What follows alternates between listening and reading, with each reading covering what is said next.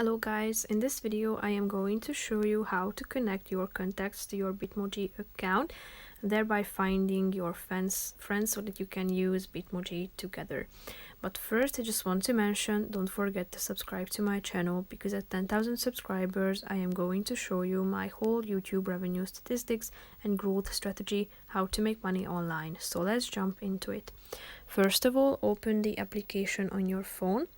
Then you should tap on the settings icon in the upper right corner of the screen.